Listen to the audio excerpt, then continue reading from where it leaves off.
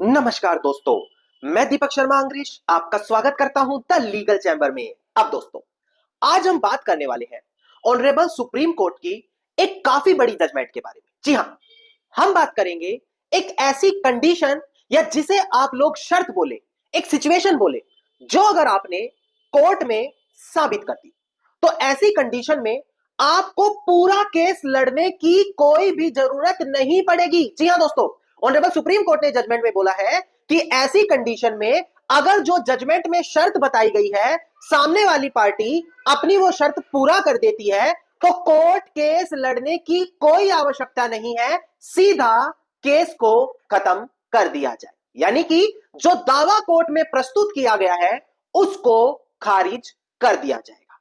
और आज की वीडियो में मैं आपको ऑनरेबल सुप्रीम कोर्ट की वही जजमेंट, इसके अलावा कानूनी प्रावधान क्या कहते हैं, इसके अलावा सुप्रीम कोर्ट का वो केस टाइटल क्या था, ये सारी चीज आपको क्लियर करके देने वाला हूं। अब दोस्तों, अगर आप लोगों को हमारी ये वीडियोस अच्छी लगती है, अगर आप लोगों को हमारी तरफ से किए गए एफर्ट्स अच्छे लगते हैं तो मेरा आप लोगों से अनुरोध है, इस वीडियो को आप लाइक जरूर करें, ज्यादा से ज्यादा शेयर जरूर करें और अपना वैल्यूएबल कमेंट सेक्शन में जरूर लिखें। तो चलिए दोस्तों, अब आज की इस वीडियो को हम ज्यादा लंबा ना करते हुए आज की इस वीडियो को स्टार्ट करते हैं।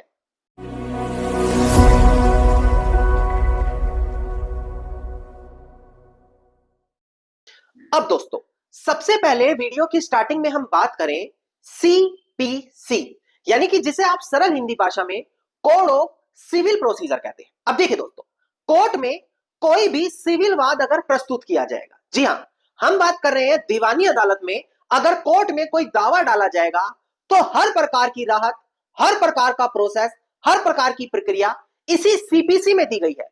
इससे बाहर जाकर कभी भी कुछ हो ही नहीं सकता।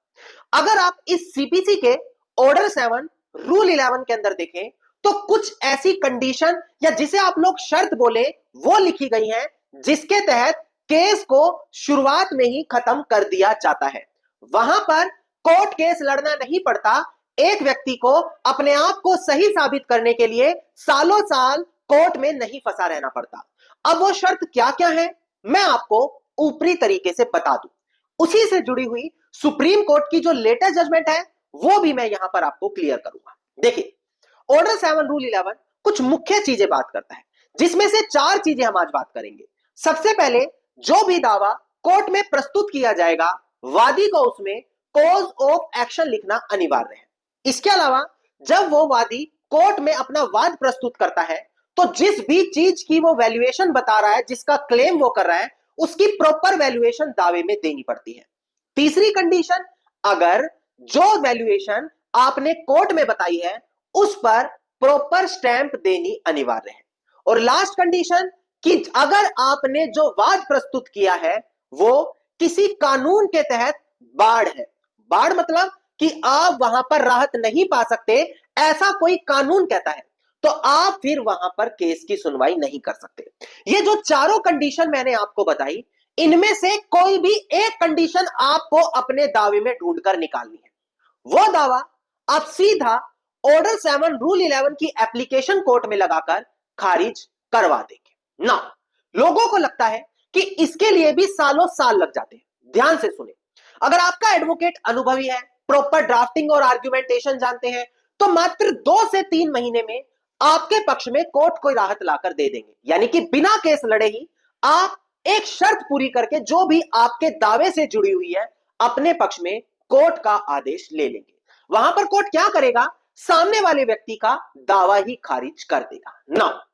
अभी जो हमने ऑर्डर 7 रूल 11 पढ़ा उसके अंदर मैंने जो चौथी शर्त, चौथी कंडीशन बताई थी कि कानून के तहत अगर कोई दावा बाढ़ हो चुका है, इसके अंदर एक और चीज आती, जैसे कि आप सभी लोगों को पता है लिमिटेशन एक्ट 1963, ये ऐसा एक्ट है जो हर चीज के लिए समय सीमा बताता है। उदाहरण के तौर पर अगर आपको अपनी संपत्ति से कब्जा खाली कराना है, आर्टिकल 65 कहता है 12 साल का समय आप कोर्ट में दावा करके कब्जा वापस ले सकते हैं। अगर आपको किसी दस्तावेज को चैलेंज करना है, आर्टिकल 59 कहता है 3 सालों के अंदर दावा डालकर उसको चैलेंज कर सकते हैं। तो हर चीज की एक समय सीमा ये लिमिटेशन एक्ट 1963 बताता है। और अगर आप उस समय सीमा से बाहर निकल गए तो फिर आपकी कोर्ट में सुनवाई नहीं होगी। यह चीज इसी लिमिटेशन एक्ट का सेक्शन 3 कहता है और ऑर्डर 7 रूल 11 क्लोज डी के अंदर आ जाता है, जहां पर आप सिर्फ छोटी सी यह शर्त पूरी दिखाकर कि केस समय सीमा से बाहर है, सामने वाली पार्टी का पूरा दावा खत्म करवा सकते हैं। चाहे उन्होंने कितना ही अच्छा वकील किया हो, कोई भी कंडीशन रही हो, आप केस की शुरुआत में ही अपने पक्ष में राहत पा लेंगे। अब देखिए दोस्तों, यहां से हम ऑनरेबल सुप्रीम कोर्ट की एक बड़ी जजमेंट के ऊपर बात करेंगे। कई बार देखने को मिलता है कि जब लोग कानूनी प्रावधान या वीडियोस देखकर कोर्ट में राहत मांगने के लिए जाते हैं, तो कोई ना कोई अड़चन उनके सामने आ जाती है। इसी प्रकार की एक अड़चन आती है कि कोर्ट की तरफ से यह बोला जाता है कि यह जो केस डाला है यह समय सीमा के बाहर है या फिर नहीं। यह mix question of fact and law है, यानी कि इसको एकदम हम नहीं बता सकते, हमें केस के अंदर एविडेंस देखने पड़ेंगे और उसी के बाद यह डिसाइड कर सकते हैं कि क्या यह केस समय सीमा के बाहर है या फिर नहीं। और यह ज्यादातर प्रतिकूल कब्जे के दावे में देखने को मिलता है, जहां पर मालिक संपत्ति का शुरू में तो सोता रहता है और अचानक से 15, 20, 30, 40 सालों बाद उठकर कोर्ट में दावा जाकर डाल देता है। वहां पर कोर्ट क्या करती है, जब एक कब्जा करने वाला कोर्ट में 711 क्लोज डी की एप्लीकेशन लगाता है कि मालिक तो 12 साल के बाद आया है, उनका केस खारिज करो, तो कोर्ट का कहना होता है ये तो mix question of fact and law है, हम इसको अभी शुरुआत में खारिज नहीं कर सकते। अब ऑनरेबल सुप्रीम कोर्ट ने अपनी जजमेंट में साफ निर्धारित किया कि अगर कोर्ट केस को पढ़ने से प्राइमा फेसी ऐसा लग रहा है कि केस सच में काफी दिनों बाद आया है, तो कोर्ट को mix question of fact and law का हवाला नहीं देना, सीधा उस कोर्ट केस को डिसमिस कर देना है। सबसे पहले डिस्प्ले पर ध्यान दें, मैं केस टाइटल डिस्प्ले पर दिखाकर क्लियर करूं।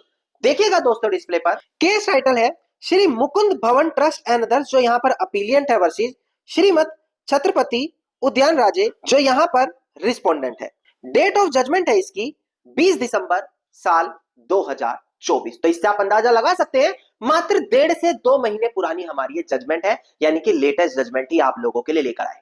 अब सबसे पहले केस के फैक्ट्स आप समझिए, क्योंकि इस केस में भी यही हुआ।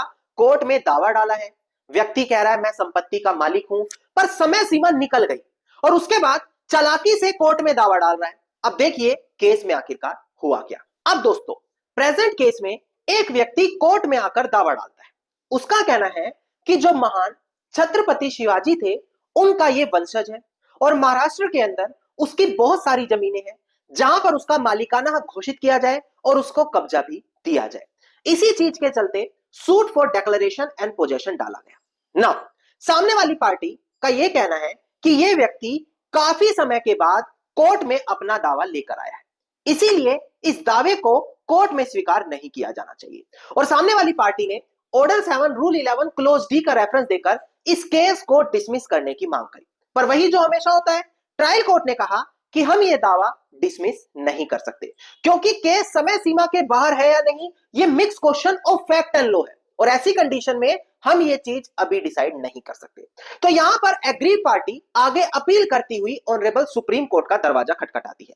उसका कहना है कि जब कानूनी प्रावधान खुद कहते हैं कि समय सीमा निकल जाने के बाद केस को स्वीकार ना किया जाए, तो यहां पर तो 3 सालों की समय सीमा थी डिक्लेरेशन सूट डालने की, आर्टिकल 59 लिमिटेशन एक्ट 1963 के तहत, और यह व्यक्ति इतने वर्षों के बाद आकर कोर्ट से राहत मांग रहा है, तो इसको राहत नहीं मिलनी चाहिए। अब ध्यान दें कि आखिरकार यहां पर ऑनरेबल सुप्रीम कोर्ट ने क्या कहा।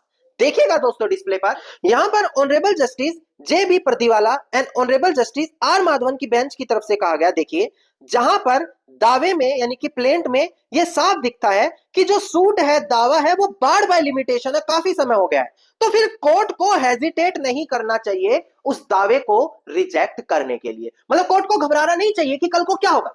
अगर कोर्ट को खुद लग रहा है कि इतने सालों के बाद ये आया है और कानूनी प्रावधान खुद कहते हैं, तो उस केस को डिसमिस कर देना चाहिए। यानी कि मात्र 2 से 3 महीने में सिर्फ एक ये शर्त आपको पूरी करनी है कि दावे में दिखाना है कि किस तरीके से ये केस समय सीमा के बाहर है और कोर्ट उस सामने वाली पार्टी का केस ही खत्म कर देगा। सिर्फ एक शर्त आपकी पूरी होगी और आप अपने पक्ष में सिर्फ 2 से 3 महीनों में केस ही फेवर करा बैठेंगे। धन्यवाद दोस्तों। उम्मीद करता हूं वीडियो में मिली जानकारी आप लोगों के लिए बेहद ज्यादा लाभदायक साबित होगी। अगर वीडियो में मिली जानकारी आप लोगों को अच्छी लगी तो वीडियो को आप लाइक, शेयर और कमेंट जरूर कीजिएगा। वीडियो से जुड़ा अगर आपका कोई क्वेश्चन है तो मुझे आप कमेंट सेक्शन में लिख सकते हैं। इसके अलावा अगर आप लोग इसी प्रकार की महत्वपूर्ण जानकारी रोजाना पाना चाहते हैं तो चैनल को तुरंत सब्सक्राइब करके नोटिफिकेशन बेल आइकन आप जरूर दबा दें।